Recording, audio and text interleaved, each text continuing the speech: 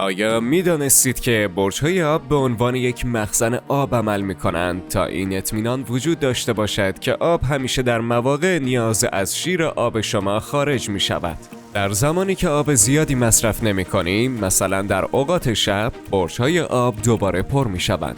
ما صبح‌ها و عصرها آب بیشتری مصرف می‌کنیم و این به لطف برج‌های آب است که در این زمانها برای همه کسانی که دوش می‌گیرند و یا سیفون توالت را می‌کشند آب کافی وجود دارد. آیا به این فکر کردید که چگونه آب می‌تواند به بالای یک ساختمان مسکونی بلند برسد؟ چون برج‌های آبی اغلب در ارتفاعات، به عنوان مثال بر روی یک کوه ساخته می‌شوند. وقتی آب از برج آب به طرف پایین سرازیر می‌شود، سرعت و قدرت مناسبی پیدا می‌کند. فشار زیاد باعث می‌شود که آب داخل لوله‌های آب کیلومترها دورتر به تمام نقاط شهر و به ساختمان‌های بلند برسد. به دنبال رشد شهر استکهلم، برج‌های آب گسترش یافته و تعدادشان بیشتر شده است. در استکهلم و هودینگه 11 برج آب وجود دارد. قدیمی‌ترین آنها در اواخر سال 1800 میلادی و جدیدترین آنها در دهه 1970 میلادی ساخته شدند.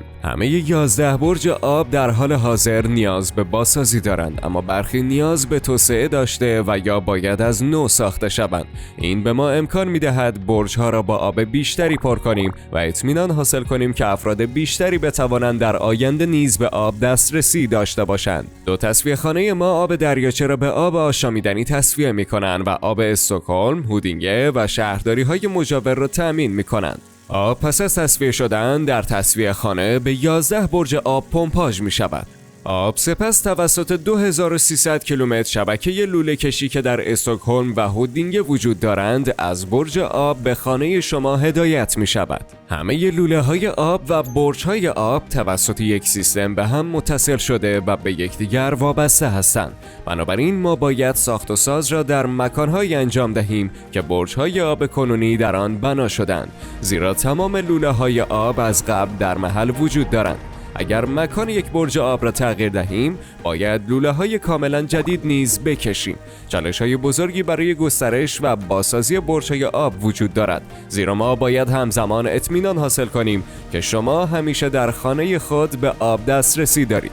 بنابراین کار را طوری برنامه‌ریزی می‌کنیم که کمترین تأثیر را بر شما بگذاریم. ما به لطف کار بلند مدت بیش از 160 سال است که برای مردم استکهلم آب آشامیدنی تمیز و خوب فراهم کرده ایم. این تلاش ادامه دارد. کار ما با برج‌های آب بخشی از یک سرمایه‌گذاری بزرگتر است، اینکه شما همیشه آب تمیز و خوبی در شیر آب خود داشته باشید، امروز، فردا و در آینده.